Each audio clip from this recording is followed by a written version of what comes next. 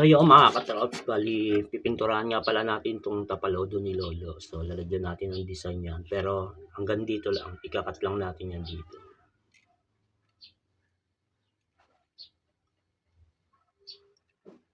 Diyan lang natin ikakat yung pinaka-design. So yun lang yung pinaka-pipinturahan natin. So yun, liyahin muna natin siya mga katrops.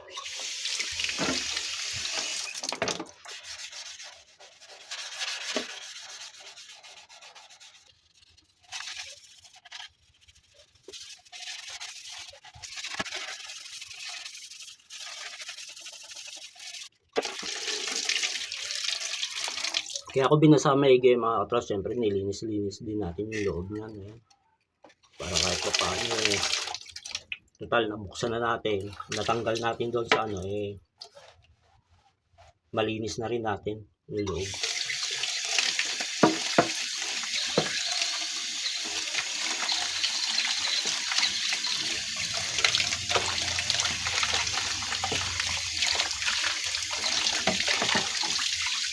Para bago natin siya ibalik, bagong pintura at malinis na rin.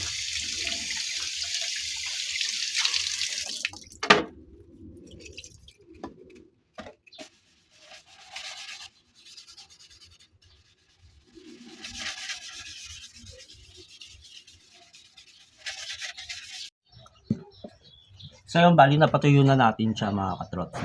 So titipan na natin yan, yung pinaka-line dito. Let's go.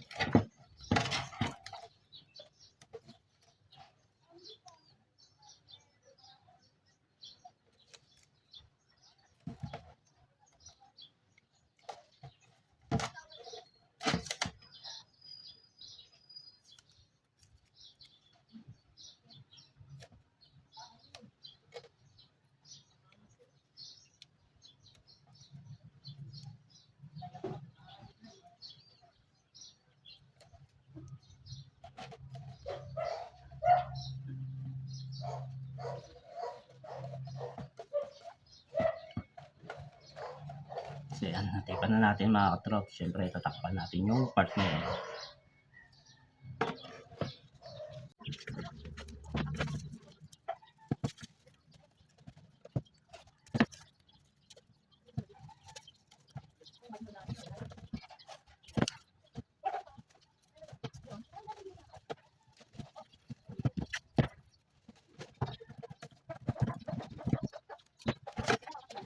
Plastic. Dahil plastic yung pinangano natin is kailangan natin itip na idea mga katrops. Kasi lipa rin tapos dumikit doon sa ating pipinturahan.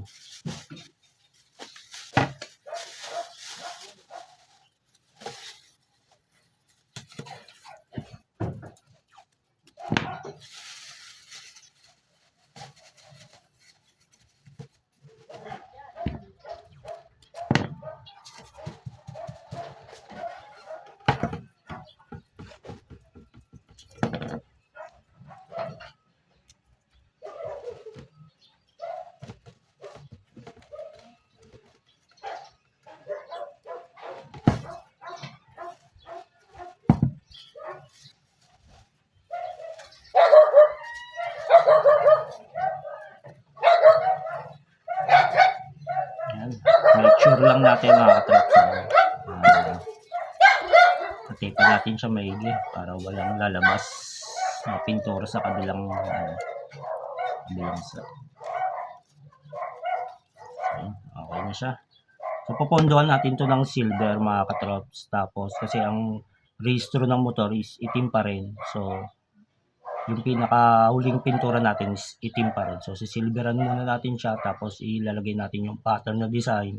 Tapos, magpipintura tayo ng itim. Para labas na labas yung design. So, lalabas yung design na silver. So, ito nga pala yung design na napili ko mga katrops. No? So, ayan. Ipapatong lang yan natin dyan. And then, saka natin siya pipintahan ng itim. Parang carbon lodi. So, yun. Kaya kailangan pondohan muna natin siya ng silver. Para lumitaw. Okay.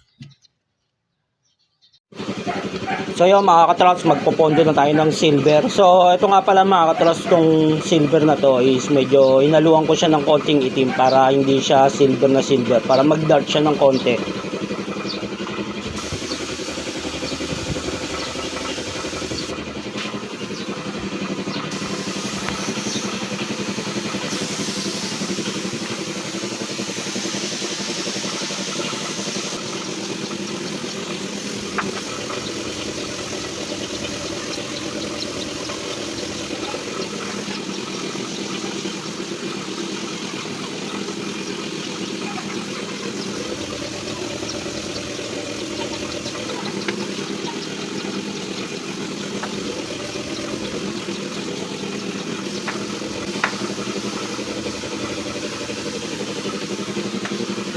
So yan mga katrops, bali okay na yan. Patutuyuin lang natin yan para maipatong natin yung design.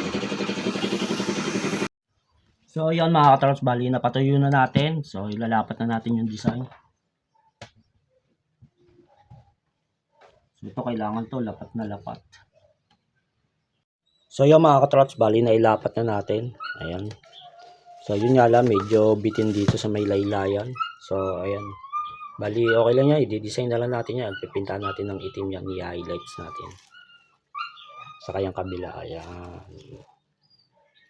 Okay, let's go. Pintahan natin daw. Tignan natin kung ano kalalabasan niya mga katrops. Let's go!